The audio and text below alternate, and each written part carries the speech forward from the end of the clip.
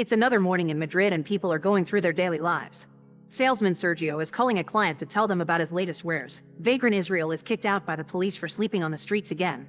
Gambling addict Trini asks the grocer to put today's expenses on her bill. And young Elena is telling her friend on the phone about the date she's going on with a guy she met online. When Elena's phone runs out of battery, she decides to enter a bar to have a coffee and ask if employee Sauter may have a charger he can lend her. Right behind her, a coughing sick man also enters the bar and rushes to the bathroom, making owner Amparo angry because people are always using her bar's toilet without buying anything. Israel suddenly barges in as well because he knows Amparo will feed him for free, and his constant loudly quoting of the Bible is an annoyance for everyone there, including an impatient bank clerk, a street cleaner, and former cop Andres, but it doesn't seem to bother Nacho because he has his headphones on. Sergio and Trini come into the bar, and Trini is ready to spend all the money she has left on the bar slot machine. When the bank clerk gets tired of waiting for his breakfast, he decides to leave without eating, but as soon as he steps outside, he's shot. Everyone in the streets runs away and all the people in the bar panic, although it takes Nacho a moment to catch on to what's going on because he didn't hear the gunshot. There's no signal inside the bar, meaning they can't call the police, so the street cleaner decides to go out anyway. Unfortunately, while he's checking on the bank clerk, he's shot as well. Israel laughs and continues to quote the Bible as the others panic and throw themselves on the floor just in case. In fact, Israel wants to leave since he has church today, but Amparo convinces him to stay by offering him more food and promising to talk to the priest later. Trini carefully reaches for the remote and turns on the TV, but as she surfs through the channels, the group notices something very weird. Nobody is talking about the deaths that just happened in the middle of the streets of Madrid, which is incredibly suspicious. While everyone argues about it, Trini looks outside and finds something even more suspicious. The bodies are gone, and there isn't even a drop of blood left. They don't understand why somebody came by to pick up the bodies but didn't check on them, and the group tries to keep itself busy by watching TV or chatting while waiting for help. Sauter begins throwing crazy theories around, wondering if this is a dream or if they've been abducted by aliens, or even the government. After Amparo slaps him to make him see sense, the group starts going over the facts. Elena thinks maybe the two guys were connected, but it doesn't sound likely for a street cleaner and a bank clerk. Sergio, on the other hand, realizes that maybe it's not a criminal who is doing the shooting, it's the police. They may have received a tip-off saying an important criminal is inside the bar, but they don't know who it is, so they shoot anyone that comes out. If it's someone very dangerous like a terrorist carrying a bomb, they can't risk letting them out. It would explain why the area has been evacuated and why the cops aren't bursting in to catch them. As everyone discusses this theory, Nacho decides to hide his bag before they find it suspicious, but he's caught red-handed. Sergio and Andres hold Nacho while Sauter grabs the bag, but he doesn't dare to open it.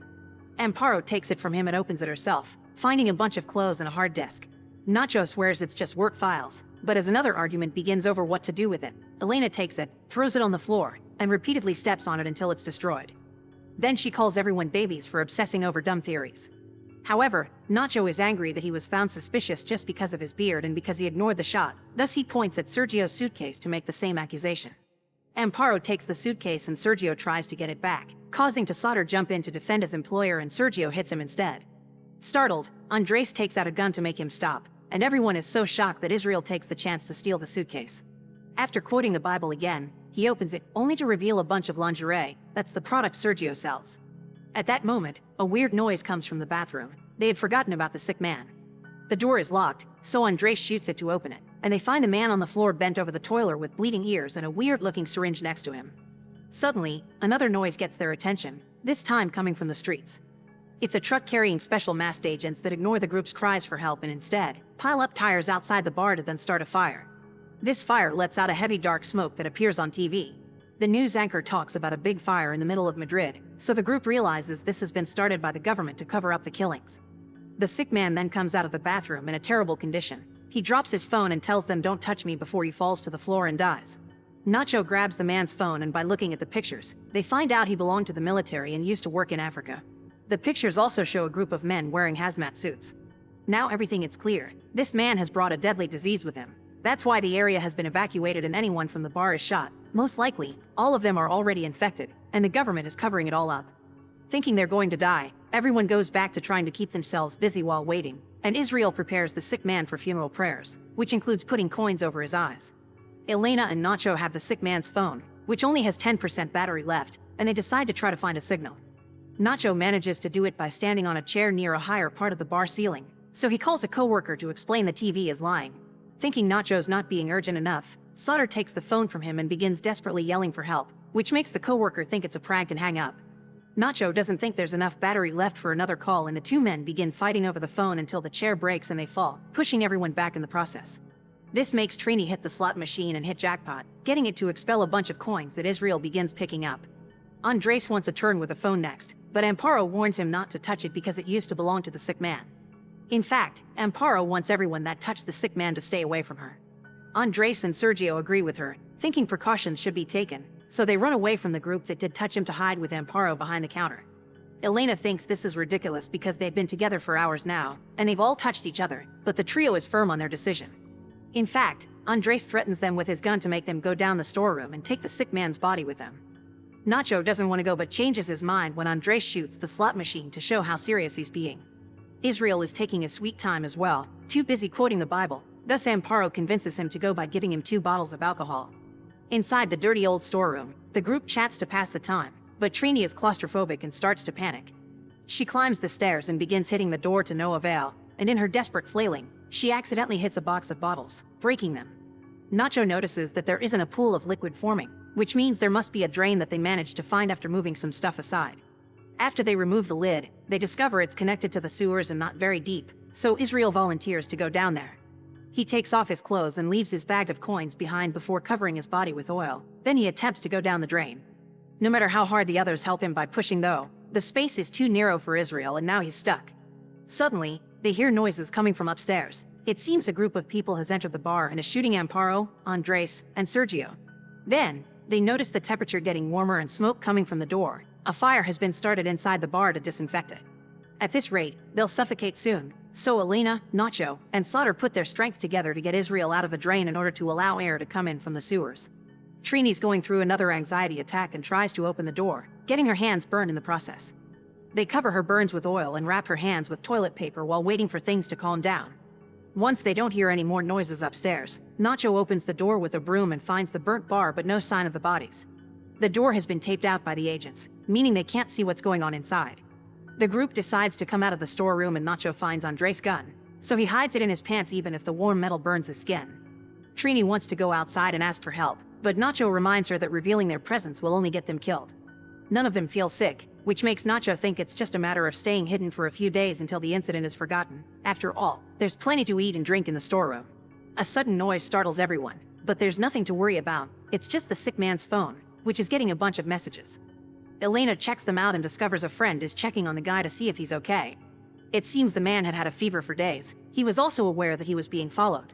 He entered the bar looking for a bathroom in order to inject himself in secret because he had stolen some sort of experimental serum. It didn't work on this man, but to be fair, he had been sick for a while. In contrast, nobody in the group has symptoms yet, so there's a chance it may work for them. At that moment, the phone begins ringing. The person from the text is now calling. Nacho isn't sure if they should answer because it may be a trap, and it takes him such a long time to decide that the phone's battery runs out. Sauter runs upstairs to see if he can find a charger that fits when Elena remembers something. One of the messages said something about 4 doses left. The group checks the body and finds nothing, which gets them to rush to the bathroom next. Israel gets there first, finds the box with the other 4 syringes, and begins singing when he realizes he has power over the group now. There are only 4 doses for 5 people, and while the group discusses how to proceed, Israel injects himself with one, suspecting that they'd vote out the hobo. Nacho takes out the gun but doesn't shoot because Elena points out they'll be heard by the cops outside. Instead, he jumps on Israel to beat him up. Israel manages to overpower him and gains control of the gun, so when Sutter tries to retrieve the syringes, Israel hits him and the box falls into the storeroom. Trini rushes downstairs and picks it up, but because of her bandaged hands, she lacks coordination and accidentally drops the box in the sewers. Someone thinner needs to go through the hole, meaning their only option is Elena. After taking off her clothes and covering her body with oil, Elena gets into the hole. Trying to go down hurts her thighs and makes her bleed, but the group keeps pushing until she goes through and falls into the dirty water. It doesn't take her long to recover the box of syringes, but she refuses to tie it to the wire Nacho is lowering because she knows they'll use them all and leave her with nothing. Elena wants to be better than them, so she won't be using one on herself either. But if the others want to have a proper discussion about this, they'll have to come down too. Elena goes exploring while the group uses a piece of pipe to make the hole bigger. After a few turns, Elena finds a storm drain and takes a look after hiding the syringes in a hole in the wall. On the streets, special agents and cops are still surrounding the area and taking care of the bodies they retrieved from the bar. Then, Elena goes back to the storeroom hole, where she finds the men have already come through and are now helping Trini, whose flailing makes everyone fall into the water. Sauter and Trini get out all right, but Nacho takes the chance to jump on Israel to try to recover the gun. A fight ensues underwater, and after a few shots are fired, Nacho comes out victorious, saying it was Israel that did the shooting and disappeared in the water after Nacho took the gun from him. The group thinks Nacho killed Israel, who is acting more and more violent by the second. Tired of everyone acting crazy, Elena requests Nacho to throw away the gun if he wants her to take them to the syringes. Instead of doing as she says, Nacho threatens to kill Sauter. Now Elena has no choice but to take them to the wall from earlier. On their way there, Trini makes use of the bag with coins she took from Israel earlier and drops coins on the ground so they can find their way back. When they reach a dark tunnel, Trini cries out, pretending that Sauter is pushing her when it's actually her pushing him into the water. Then she pretends to try to help him out when in truth, she's grabbing his head and keeping him down to drown him. Nacho fires a shot to get some light and sees what Trini is doing, so he quickly jumps into the water to help Sauter out. Then, they move to a tunnel with more light while keeping Trini at gunpoint, but Nacho doesn't dare to shoot her. Trini confesses she doesn't like to be seen and she grabs the gun, taking it around the corner in order to end things herself. The remaining trio finds the syringes and divides them among them, but before they can do anything, they hear the sound of coins being tossed. They go to see what's going on and find Trini's body with coins over her eyes. This turns out to be a trap, because while they're distracted by Trini, Israel approaches them from behind and kills Sauter. Then, he chases after Elena and Nacho, who run through the tunnels until they find a set of stairs that can take them outside. As they climb up, Elena trips and loses her syringe, and Nacho is grabbed by Israel. Seeing as there's no escape for him, Nacho gives Elena his syringe and lets go of the stairs, making both men fall and die. Crying, Elena injects herself, then pushes the manhole lid at the end of the stairs until she manages to move it and get out. She finds herself on the other side of the containment zone, so there are people everyone staring at the state of her looks. A man tries to ask if she's alright and a woman gives her a jacket, but Elena doesn't pay attention. She just wanders away with a dazed look on her face. She's incredibly lost in her own mind and doesn't notice that she walks by the guy she was supposed to have a date with. He even calls her name, but Elena just keeps moving forward. Make sure to subscribe and turn on notifications so you can watch more videos like this. Thanks for watching.